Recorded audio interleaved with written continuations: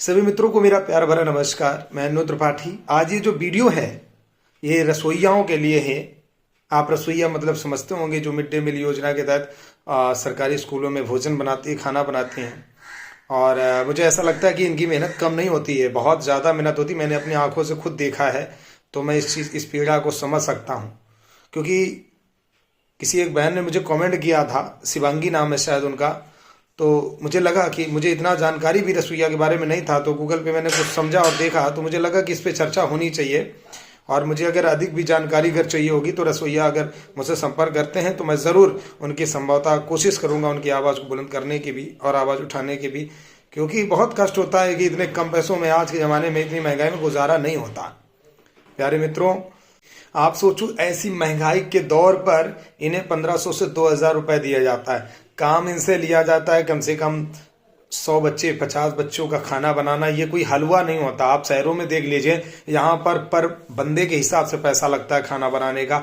1000 रुपये पर व्यक्ति लगता है। यहाँ लखनऊ की मैं अगर बात करूँ, या अगर कोई अदर शहर है, हम कह रहे 100-200 कम ले लेगा व्यक्ति, क्योंकि आजकल 2 लोग 3 लोगों का खाना बनाने का भाई साहब 2000 रुपये मिलता है। पर यहाँ पर रसोइयाँ 50-100 लोगों का, और कई स्कूल तो ऐसे हैं 200 लोगों का भी खाना बनाते हैं, और शायद एक स्कूल में 2 ही रहते हैं। अब आप सोचो कि इतनी मेहनत करने के बाद इन्हें एक तो इतना पैसा कम मिलता है। मैं वही तो सोचता हूँ कि चौकीदारों से भी बेहतर इनकी जिंदगी हो रखी है। क्यों? क्योंकि इनको रोज ड्यूटी जाना है, इनको खाली सरकारी छुट्टी ही मिलना है, इनको डेली ड्यूटी करना है, अपने घर का काम वाम करके भी जाना है, शाम हो जाती इनको आते आते। तो एक तरीके से कुल मिलाकर के इस विभाग का भी शोषण हो रहा है। और मुझे लगता है कि इसका शोषण नहीं होना चाहिए। हालांकि इसमें भी बहुत सारे संगठन चल रहे हैं, उन संगठन के वालों से भी कहना चाहूंगा कि यदि उनके पास में भी कुछ ऐसा है तो आप हमें जरूर अवगत करा दें। लेकिन बड़े दुख के साथ कहना पड़ता है कि बताइए 2000 रुपये 1500 रुपये में क्या होता है आज के ज़माने में। और आप यकीन मानो कई बार तो महीनों महीनों इनका मानदेय तक नहीं दिया जाता, इनका मानदेय तक फंसा लिया जाता है। जहां पर सरकार 11 महीने की ड्यूटी की बात करती है पैसा मिलने का, लेकिन वहां पर 11 महीने की ड्यूटी का पैसा मिलना चाहिए, तो वहां पे इन्हें 10 महीने का ही पैसा मिलता है। इतना शोषण होने के बाद भी अगर ये लोग आज भी काम करने में लगे हैं तो ये बहुत बड़ी कहीं ना कहीं उनकी एक हिम्मत है, जिसको हम सैल्यूट करते हैं। और ग्राम चौकीदारों से एक ही बात कहूंगा कि आप इनको भी जरा देखिए कि इनकी तो जिंदगी आपसे भी बेहतर चली जा रही है। ऐसे हालात रहेंगे, बताओ कैसे काम चलेगा इस देश के अंदर।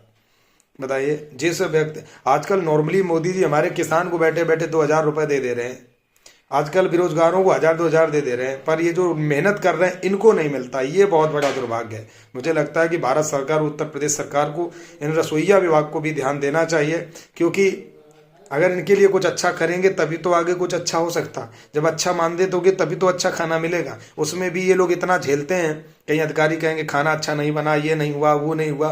अरे आदमी, वेतन दोगे 2000 और काम करवाओगे 20,000 वाला, तो कौन कर पाएगा भाई। तो मुझे बड़ी इस बात की पीड़ा है। तो ये मैं पहला वीडियो रसोइया के लिए बना रहा हूँ। जो भी मेरे पास टूटी फूटी जानकारी थी उसको हमने बताने का प्रयास किया है।